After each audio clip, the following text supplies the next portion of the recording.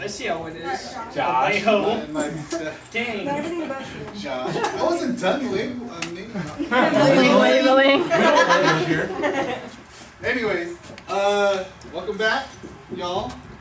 You've been missing. I'm excited for tonight. He's excited for tonight.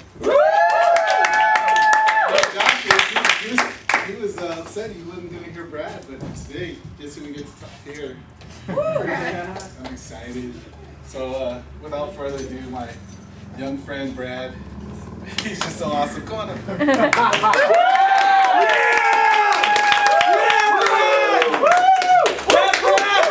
Oh man, it's good to be here, guys. Freaking Brad. Wow. So I just want to start off by kind of calming down a little bit. That game was really intense, and I chose to sit that one out because I knew that I would get hurt. I'm surprised more of y'all didn't get hurt. We got pile drived. It's okay. But you know, we come here for 2 reasons. One is fellowship, which I think we do so good. We hang out, we have a good time, we laugh, we develop relationships. But the other is to learn more about God. And I just want to enter into this moment just a little serious, just telling you guys that God loves you. God loves you right where you're at. He loves you even when you're at your worst.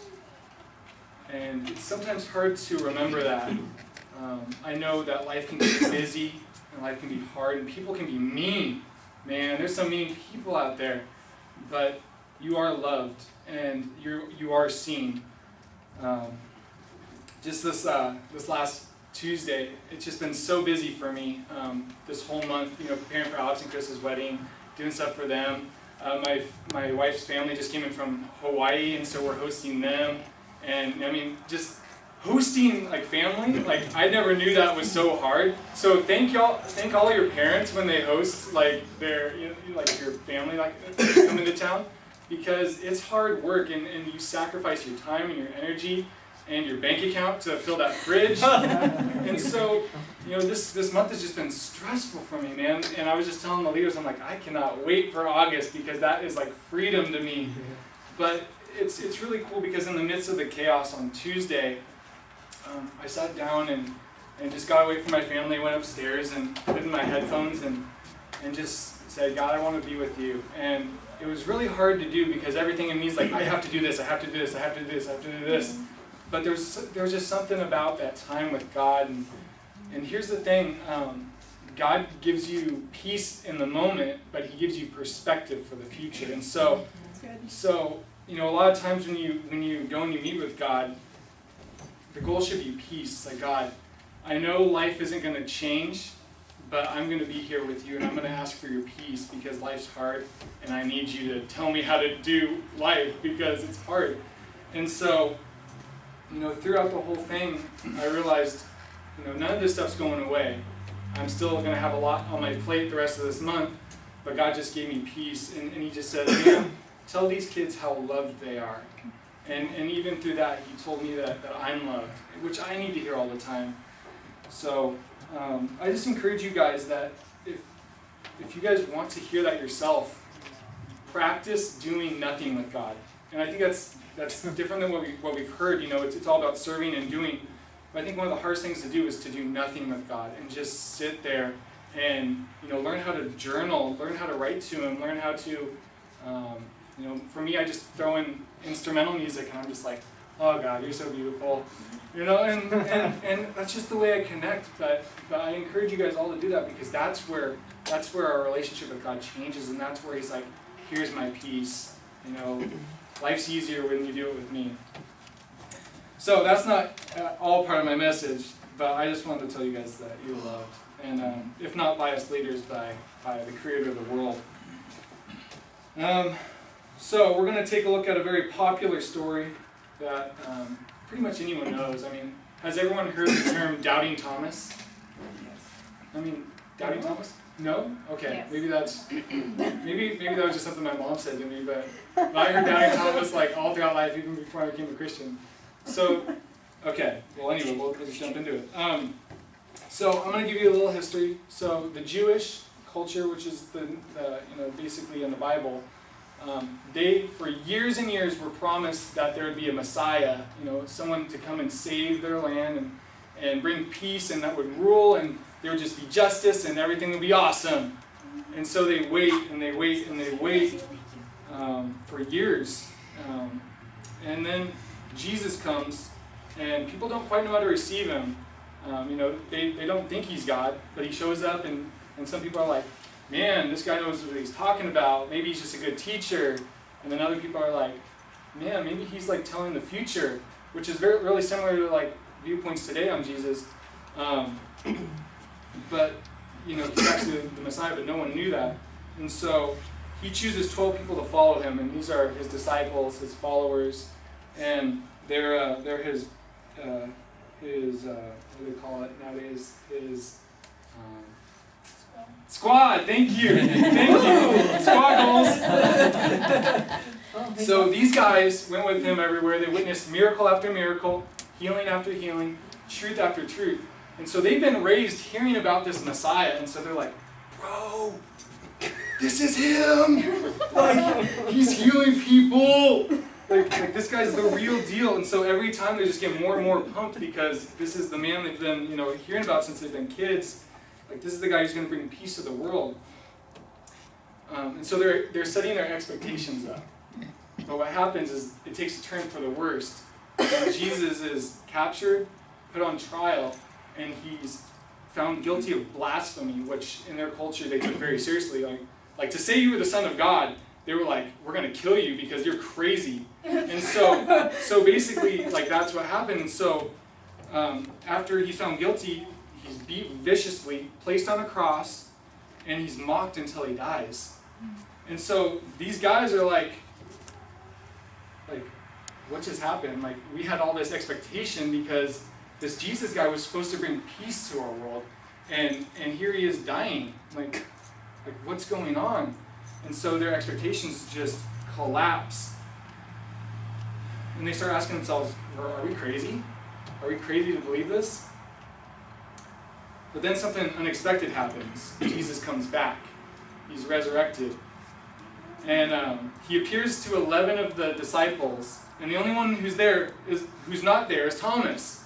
I don't know what he was doing. He was probably like marathoning Stranger Things on Netflix or something. Is anyone excited for season 2? Yes. So good. Well, quick, who's seen Stranger Things? Oh. He's disappointed. Dang, man! I'm like, that's his thing. Okay, well, watch it, and if you hate it, then just email the group, and then I'll be sad. But I think it's pretty good, so I'm excited for season 2. Anyway, so Thomas was probably watching that. I know, right? Just waiting for that sequel. So the disciples go to Thomas and they're like, yo, J-Money is back in the house, back from the dead. Like, we saw him with our own eyes. And so that's where we pick up in this story right now. J-Money is in the house. So we're in John 20, verse 24. It says, one of the 12 disciples, Thomas, was not with the others when Jesus came. Watching Stranger Things. They told him, we have seen the Lord. But he replied, I won't believe it until I see the nail wounds in his hands, put my fingers in them, and place my hand into the wound in his side.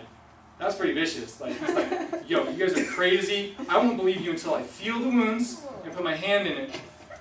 Which sounds really weird to us. Yeah. But like, remember the expectation? Like, come on, this guy died. You're saying that he came back to life? I won't believe you until there's physical evidence. Because, it could have been a prank. Like, Thomas isn't here, we should tell him that Jesus came back. Like, that could have been savage. I would do something like that. So, 8 days later, the disciples were together again. And this time, Thomas was with them.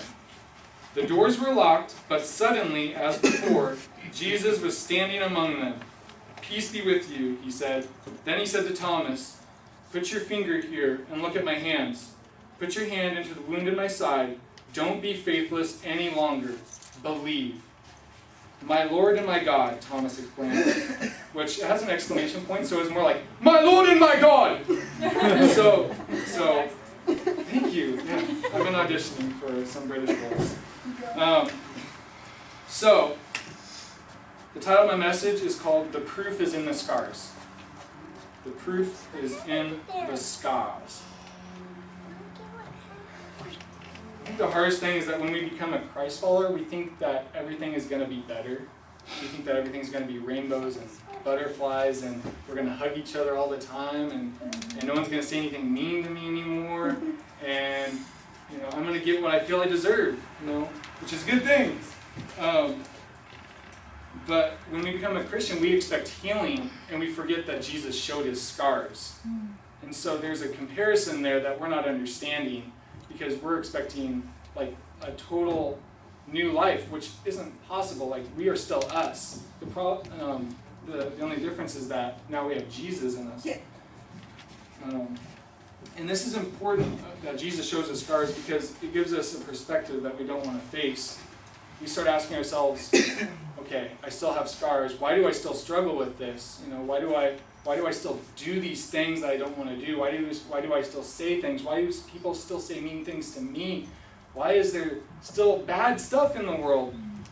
And we find out that we want to hide what we've done and who we were, or who we are, and who we're trying to escape from being.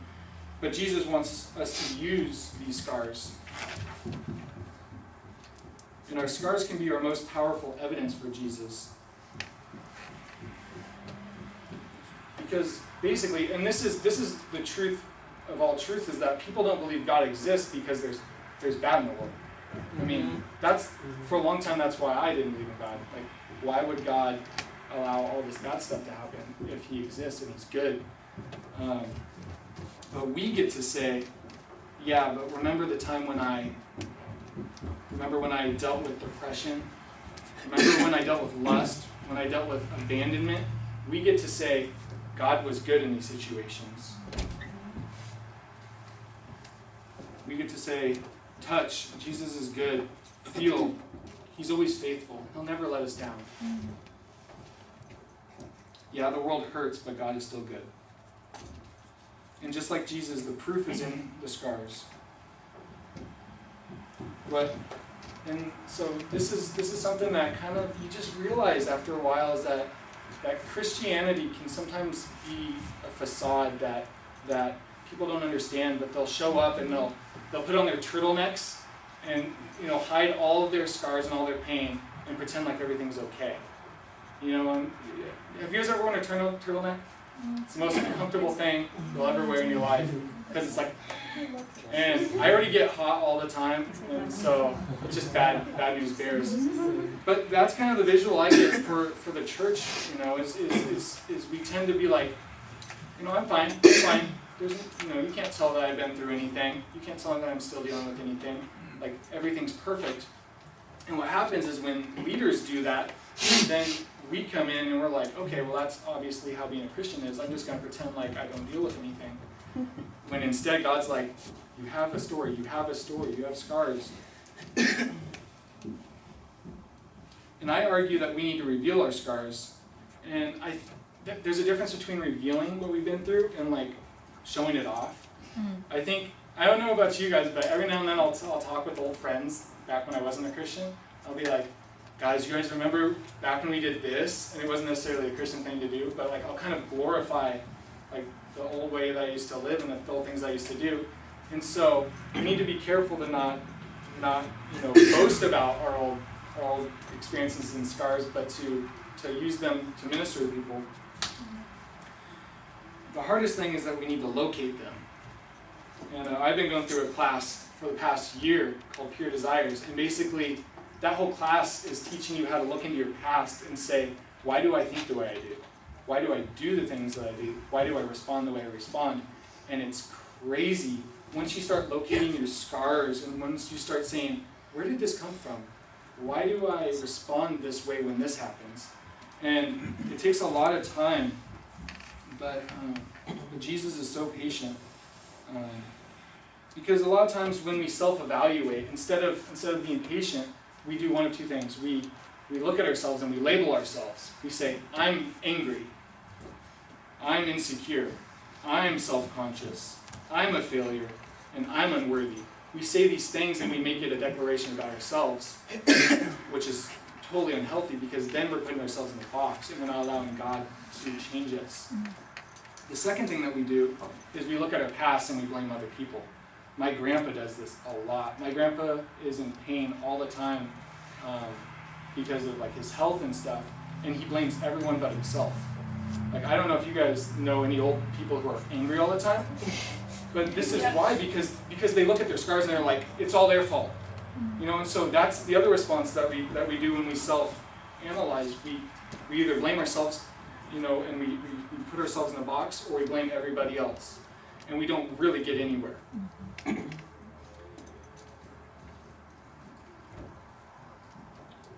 But with God's help, He'll give us a new perspective. Through conviction, which is a good thing, you know, when you're like, I shouldn't do that, that's conviction. And so through conviction, God will say, okay, here's a wound. Let's start exploring it. So He'll walk you through your past, explaining what caused you to be where you are. Sometimes we'll find scars that are connected, you know, like this scar causes this scar to activate, and then this scar causes this scar to activate. And then we'll find symptoms that have been completely hidden. But if we persist and be patient and we trust God, we'll come out of that self-reflection free and with a clear understanding of who we are and who God has called us to be. And once we look at our scars, then we can show God's goodness through them. And this is our most effective way of sharing the gospel. It's cool because we create deeper relationships through vulnerability than spontaneity. And no adventure or activity will create the bond of sharing your personal story. Like, think about like the friend that you have the most fun with. Like, it's like, man, this guy's awesome. He's always got the funnest games or the funnest like activities every time we hang out. But then think about the person that you're closest with emotionally. Like, what bond is more strong? Yeah, the emotional one, because this can provide you temporary happiness, but this fills you with trust and admiration and respect. We form solid marriages through honesty more than intimacy, because no romance can trump the feeling of being understood and feeling trustworthy. You know, in my self-reflecting, I realized that I was scared to tell the truth. You know, through this whole year, I spent looking, and there was a part of me that was always scared of telling the truth because of how my dad would respond to me when I told the truth. You know, he would overreact, he'd yell at me, and he would make me feel like I couldn't tell the truth. And so when I got married, you know, I brought that mentality into my marriage, not thinking at all. You know, just basically saying, okay, I feel like if I say this, she's going to respond this way. And out of protecting myself, I hurt our marriage. But in turning that around, we've developed understanding, we've developed trust, and you know, marriage is fun, just being married to your best friend. But to trust your best friend and to know that they trust you is like, it's bliss. It's the best thing in the world.